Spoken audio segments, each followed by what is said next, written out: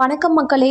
நேற்று மகளிர் உரிமை தொகை ரூபாய் 1000 அனைவரோட வங்கி கணக்குகள்லையும் வரவு வைக்கப்பட்டிருந்த நிலையில் இன்று இந்த ரூபாய் 2500 உரிமை தொகை கொடுப்பது குறித்து ஒரு முக்கியமான அறிவிப்புகள் வெளியாயிருக்கு. இதில் யார் யாரெல்லாம் தகுதி வாய்ந்தவர்கள், என்னென்ன ஆவணங்கள் தேவைப்படுது, எப்போ இந்த 2500 கொடுப்பாங்க அப்படின்ற முழு விவரம் தான் இந்த வீடியோவில் நம்ம பார்க்க போகிறோம். வீடியோக்கு போகிறதுக்கு முன்னாடி நம்ம சேனலை ஃபர்ஸ்ட் டைம் பார்க்குறீங்கன்னா மறக்காமல் லைக் பண்ணி சப்ஸ்கிரைப் பண்ணிக்கோங்க.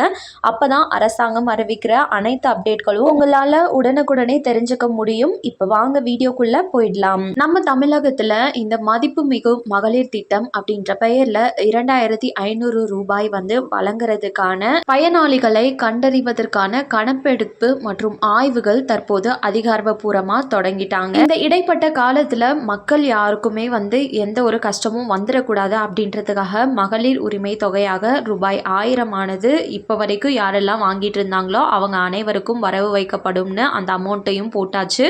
ஸோ 6 மாத காலங்கள் டைம் வேணும் அப்படின்ற மாதிரியும் அரசு கேட்டுக்கொண்டு இருக்காங்க. நிறைய பேர் கமெண்ட்ல என்னன்னு கேக்குறீங்கன்னா, 60 வயது மேற்பட்ட எங்களுக்கு இந்த திட்டத்தின் மூலமா பயன்பெற முடியுமா? நாங்க அரிசி பொருட்கள்னு சொல்லி எதுவுமே வாங்குறதில்ல, எங்களுக்குமே இந்த ரூபாய் 2500 கிடைக்குமா? இந்த மாதிரியான நிறைய கேள்விகள் எழுந்துட்டு வந்துட்டு இருக்கு. இதுக்கு அரசு தரப்பு வட்டாரங்கள்ல இருந்து என்ன அறிவிப்பு வந்திருக்கு அப்படின்னு சொல்லி பார்த்தோம்னா, நம்ம தமிழகத்துல 5 வகையான ரேஷன் அட்டைகள் இருக்கு.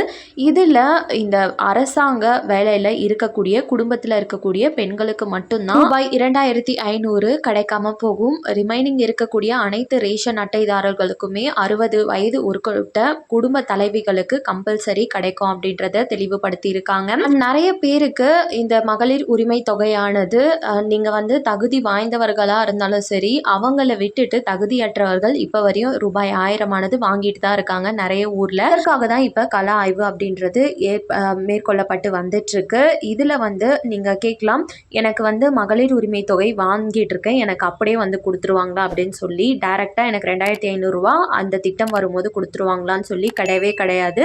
நம்ம மகளிர் உரிமை தொகைக்கு எப்படி ஃபார்ம் வாங்கி ஃபில்அப் பண்ணுவோமோ அதே போல தான் இங்கேயும் ஒரு ஃபார்ம் கொடுப்பாங்க, தன்னறிவிப்பு படிவம் சொல்லிட்டு. அதை நீங்க ஃபில் பண்ணி கொடுக்குற மாதிரி இருக்கும். இதற்கு தேவையான ஆவணங்களா சில முக்கியமான ஆவணங்களை கொடுத்துருக்காங்க. அதெல்லாம் அந்த தன்னறிவிப்பு படிவம் கொடுக்கறதுக்கு முன்னாடி நீங்க ரெடி பண்ணி வச்சுட்டீங்க அப்படின்னா அந்த திட்டம் வந்ததுமே நீங்க அப்ளை பண்ணி உங்க வங்கி கணக்குல ரூபாய் 2500 மாதம் பெற்றுக்கொள்ளலாம். அது என்னென்ன ஆவணங்கள் இப்பன்னு சொல்றேன், அதை நோட் பண்ணி வச்சுக்கோங்க. இதுக்கு முன்னாடி ரேஷன் அட்டையில தலைவர் இருக்காரு அப்படின்னா தலைவிகள் நாங்க அப்ளை பண்ணலாமான்னு கேக்குறீங்க. தாராளமா அப்ளை பண்ணலாம். திட்டத்தை நடைமுறைப்படுத்தும் போது புதிய முகாம்கள் இல்லைனா சேவை மையங்கள் மூலமா தான் நம்ம பதிவு செய்யற மாதிரி வரும். இப்ப தேவையான ஆவணங்கள் என்னென்னு சொல்றேன். ஆதார் அட்டை, உங்களோட ரேஷன் குடும்ப அட்டை, அதுக்கப்புறம் உங்களோட குடும்ப தலைவியோட வங்கி கணக்கு புத்தகம் முதல் பக்கம், அதில் உங்கள் ஐஎஃப்சி குறியீடு, உங்களோட பெயர், கணக்கு எண் இதெல்லாம் கம்பல்சரி இருக்கணும். அதுக்கப்புறம் ஆதார் இணைக்கப்பட்ட அந்த மொபைல் நம்பர் கம்பல்சரி வேணும். சொத்து வரி இல்லைனா மின் கட்டண ரசீது கேட்பாங்க. இது எதற்காக அப்படின்னா வசிப்பிடத்திற்கு ஆதாரமாக சான்றா, அட்ரஸ் ப்ரூஃப்காக. அதுக்கப்புறம் அந்த தன்னறிவிப்பு படிவம் அதை கொடுப்பாங்க, அதை நீங்கள் பூர்த்தி செய்யணும். அதுக்கப்புறம் வருமான சான்றிதழ், இது கட்டாயம் கேட்கறதுக்கான சான்சஸ் அதிகம். இந்த வருமான சான்றிதழ் நான் ஆல்ரெடி வச்சிட்டு இருக்கேன், அதே கொடுக்கலாமான்னு கேட்டிங்கன்னா கிடையவே கிடையாது. 6 மாதத்துக்கு ஒரு டைம் வருமான சான்றிதழை புதுப்பிக்கிறது கம்பல்சரி.